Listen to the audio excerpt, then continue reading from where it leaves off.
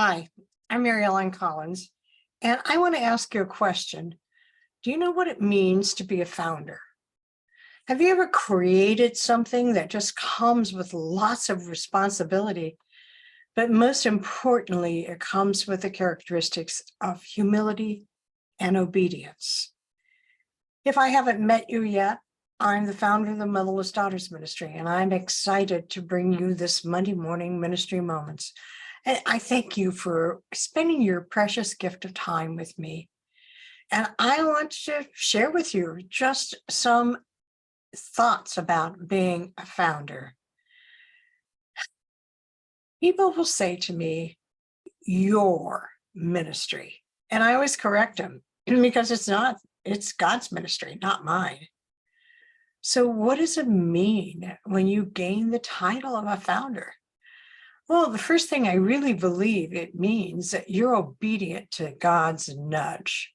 And as I've shared with you before in previous recordings, I really wasn't. I struggled and I fought against God. I fought that He wanted me to do this. And I kept saying, I don't think so. Go find somebody else who's got more time than me. Well, you don't talk that way to God. He does pursue you and He does seek you out. So understand that my fear was the reason I was saying no to God, because I said, I don't know how to do this. And what He said to me, you don't have to. You don't have to. I will equip you. I know how to do it. Trust me. So I think that's the first lesson I have found in being a founder is you have to learn how to trust, because sometimes it is really scary because you are the one that is on earth facing the challenges and obstacles that you have. And you will face lots of challenges and obstacles. Anytime you're doing God's work, you have to expect that you're going to face these obstacles. And most of these are really attacks from Satan.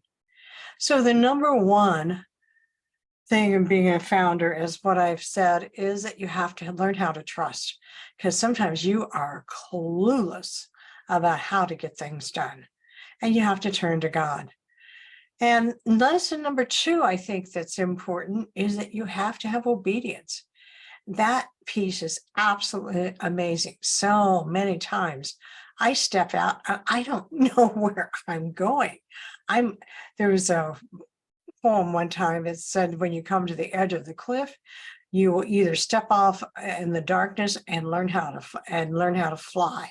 Well, I have stepped off the edge of the cliff so many times because I really don't know how to do things, but God does guide me and gives me the insight.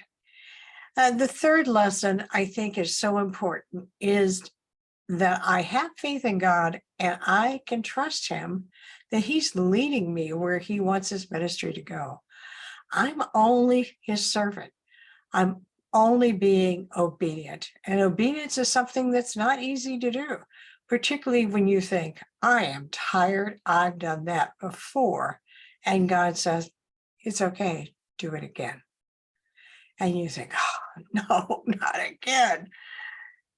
But we have to just keep going. And God says, you're not done yet. And all of us in this ministry are servant leaders.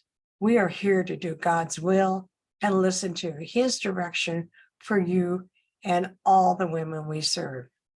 This is God's ministry.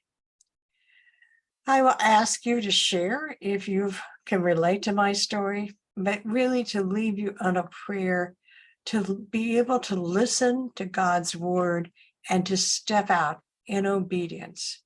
Have a wonderful week, and I will